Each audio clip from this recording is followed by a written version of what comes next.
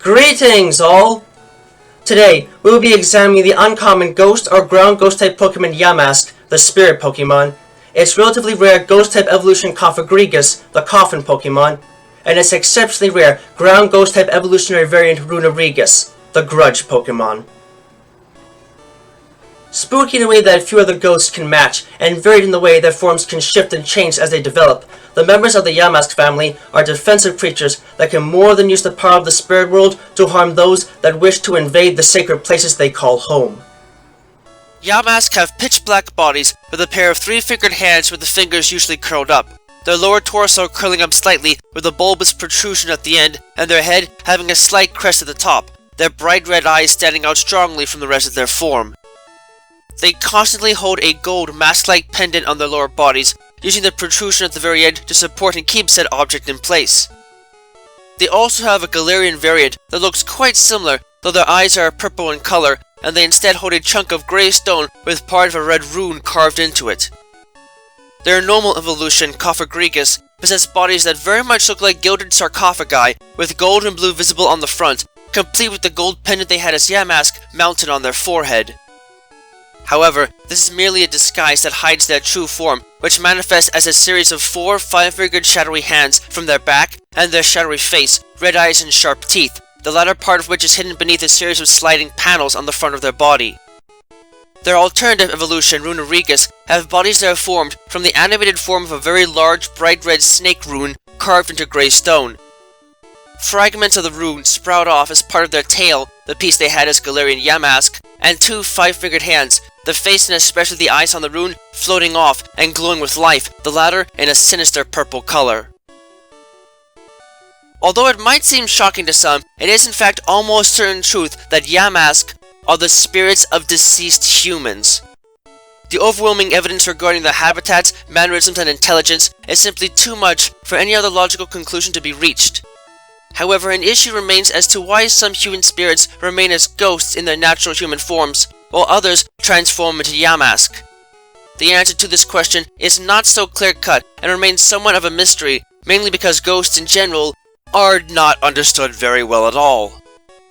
All that is known is that the transformation of a human or another type of life form into a ghost after death is not an uncommon occurrence, and may possibly account for, at least in part, the existence of ghost-type Pokemon as a whole.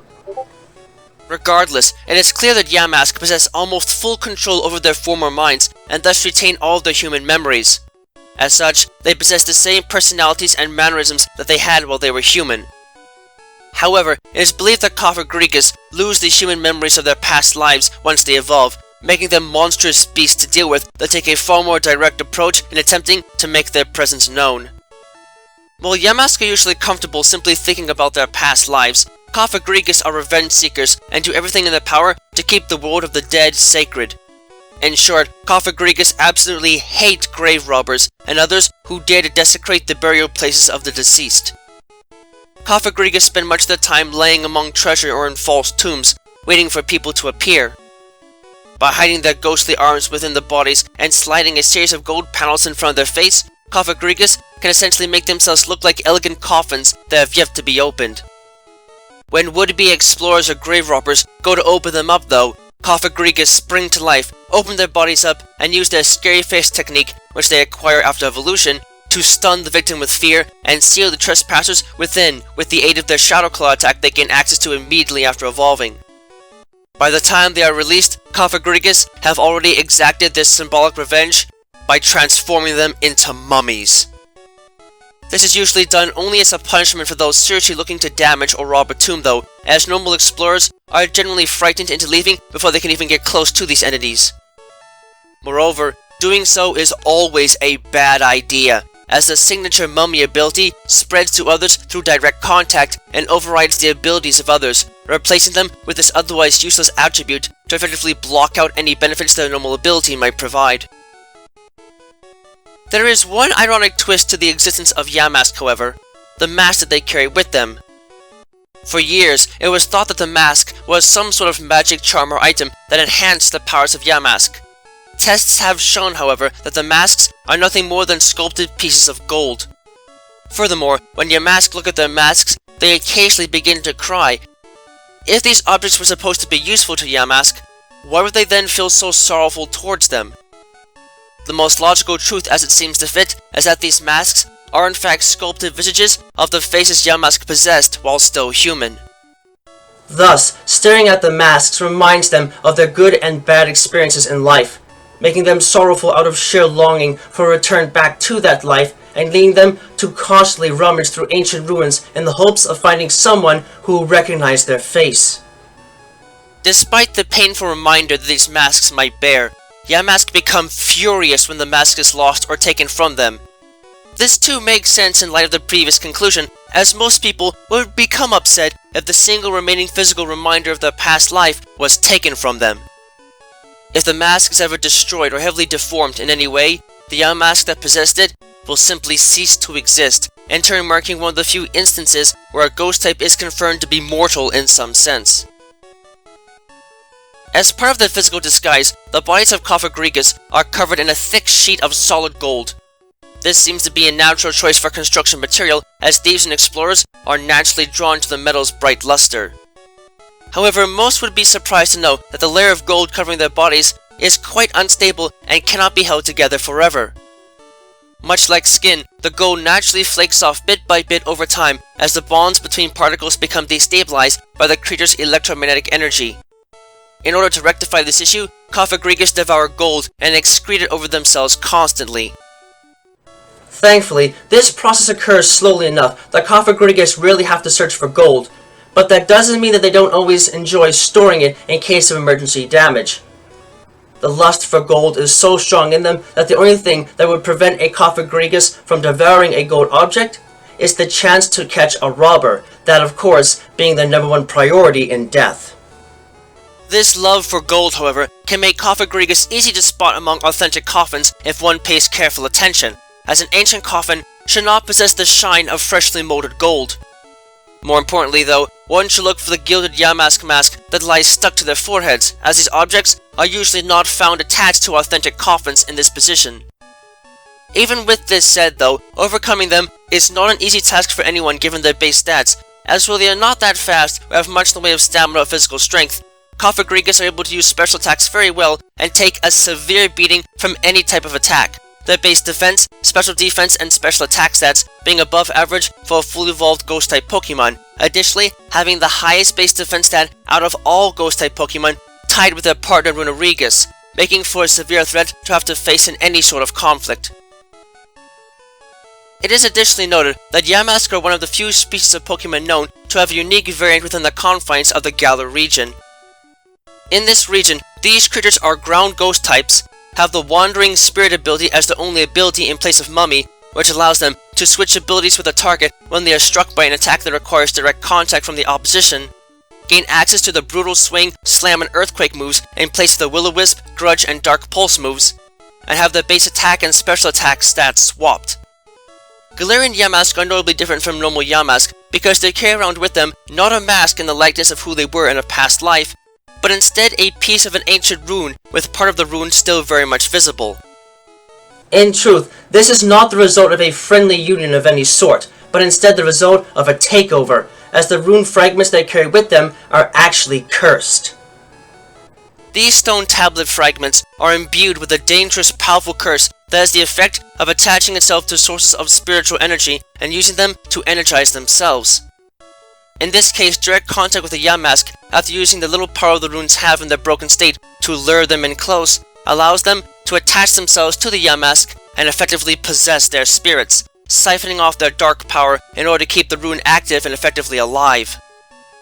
These tablet fragments directly take the energy from the most vengeful of these creatures and use it to push their own agenda, namely that of revenge against those that would dare to do harm to the other runes of similar style and power that are still in a more complete state, especially in the Galar region. This makes Galarian Yamask far more aggressive and physically opposing than their traditional counterpart, and in turn, a more serious threat to have to face from an offensive perspective, especially given their penchant for learning more damaging attacks than normal Yamask, despite being better suited for defense on the basis of their stats alone. Compared to Cofagrigus, Runerigus are mysterious entities that possess a special cursed power that renders them a serious threat. But they are far rarer because of the abnormal way in which they actually evolve. Galarian Yamask, because they are not under their own power, cannot actually evolve under normal circumstances no matter how much experience they manage to accumulate. In order for them to evolve, these creatures must actually sustain damage to their forms, at least 49 HP worth of damage. It is thought that this symbolizes the fact that their spirits must rest in purgatory for 49 days before they can be reincarnated as a Yamask, though this is oddly only stated in religious scripture from ancient Galarian writings. Even with this, they cannot evolve just anywhere. They must have this damage inflicted on them while still conscious, and then must be brought to a special ritual altar where spiritual energy flows readily through the rocks and soil. These types of altars are no longer present in any physical form that is readily observable today, testifying to the extreme age of these entities. But there is a rock formation in the dusty bowl of the Galar region's wild area that is thought to have once been part of one of these altars. For any Galarian Yamask with inflicted damage that is brought beneath the formation will instantly evolve into Runerigus. Outside of this unique way of evolving, these creatures are believed to have been originally created when the spirits of Yamask became infused into ancient stone ruins, causing the painted ruins to become cursed and very much alive. Despite their strange forms, these creatures are still all about revenge and holding grudges, more so even than the evolutionary variant, as they feel lost for the runes that never got the chance to live as they did, smashed to pieces by time and human actions. As such, they actively seek revenge on anyone that dares to make even the slightest threatening action towards them or runes of any sort, and will lash out violently with little care towards the safety of others to protect what they deem to be special to their lives and worth sacrificing themselves for. This rarely goes well for others, as you might expect, and anyone that makes direct contact with their cursed, shadow-like bodies will cause them to be hit by the horrific collective memories of all that made the rune and who lived in its presence, showing every life and death to pass by them both during their construction and after, even including the lives of those that have already fallen victim to their wrath. If this alone is not enough to scare others into never going near them, their base stats can as well, as they operate just as well as Cofagrigus in most areas, not counting their swapped offensive stats, granting them an above-average base attack stat for a fully evolved Ghost-type Pokémon, and above-average base defense and special defense stats for a fully evolved Pokémon of both of their types, sharing the highest base defense stat out of all Ghost-type Pokémon with their counterpart, and rendering them powerful walls that can hit back pretty harshly if given the chance. I'm not exactly the biggest fan of anything related to ghosts, and I can tell you that this family does not do that opinion of mine any favors. No, it doesn't. Granted, Yamask are very cute and oftentimes easy to work with, sure, but that's only before they evolve. Once that process happens, all bets are off, and you have one heck of a spooky monster on your hands. The good news is that these creatures tend to be fine so long as you are respectful to the dead and are not looking to exploit them in any way. But they also tend to overreact towards the actions of others, so clearly showing you are just there to look around is not always the easiest task. If you want my advice, do yourself some good and just stay far away from them at all costs. Yes, they can make for great combatants if you raise them from a Yamask, but those in the wild are a pain and a lethal threat if you don't watch your step. So be wary around them if you don't want to end up joining them in the afterlife before you are ready to go. Though they might not look to be all that scary at a young age, the members of the Yamask family can develop into some of the most frightening and dangerous ghosts an average person could ever encounter. You might have to go out of your way to get some of them to evolve in the way that was intended, but the results can be effective regardless if you need an offensive wall that few will be prepared to deal with fully. Just do yourself a favor and make sure to give them the utmost respect in the wild and keep your distance. Yamask might be relatively friendly to most, but if a Cofagrigus or Runerigus gets a hold of you, you may be in for a gruesome fate, either by mummification or being forced to relive the lives and deaths of every creature that has ever stepped foot in front of them.